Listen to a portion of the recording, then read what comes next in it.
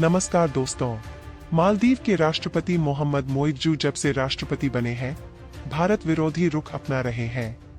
कई ऐसे कदम उठाए हैं जो भारत विरोधी हैं। इनमें अपने देश से उन भारतीय सैनिकों को वापस इंडिया भेजने की बात शामिल है जो कई दशकों से मालदीव में तैनात हैं। यही नहीं, चीन के दौरे के बाद मोइज्जू ने चीन के जासूसी जहाज को भी अपने यहाँ रुकने की इजाजत दी है। इस जहाज से भारत से जुड़ी समुद्री तैयारियों की जानकारी लीक हो सकती है। इसी बीच मालदीव के राष्ट्रपति के भारत विरोधी कदम के बाद वे अपने ही देश में घिर रहे हैं। प्रमुख विपक्षी दलों ने मोइज्जू का विरोध करते हुए उनके भारत विरोधी रुख पर चिंता जताई, साथ ही भारत को अपना पुराना सहयोगी बताया।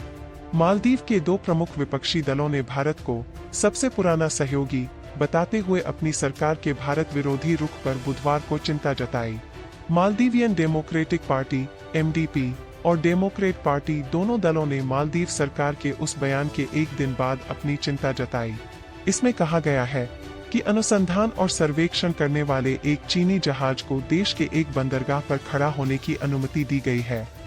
चीनी जहाज को अनुमति भारत और मालदीव के बीच संबंधों में तनाव के बीच दी गई है। मालदीव के नए राष्ट्रपति मोहम्मद मोइज्जू ने सत्ता में आने और पदभार संभालने के बाद अपनी पहली विदेश यात्रा के तहत चीन की यात्रा की थी। परंपरागत रूप से मालदीव के राष्ट्रपति अपनी पहली विदेश यात्रा के तहत भारत की यात्रा करते रहे हैं।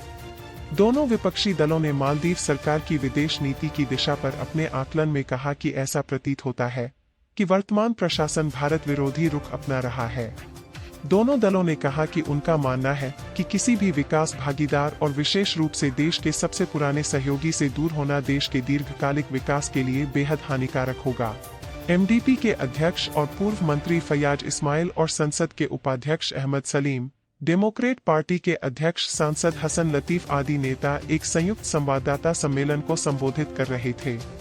उन्होंने कहा, देश की विभिन्न सरकारों को मालदीव के लोगों के लाभ के लिए सभी विकास भागीदारों के साथ काम करना चाहिए, जैसा मालदीव पारंपरिक रूप से करता आया है।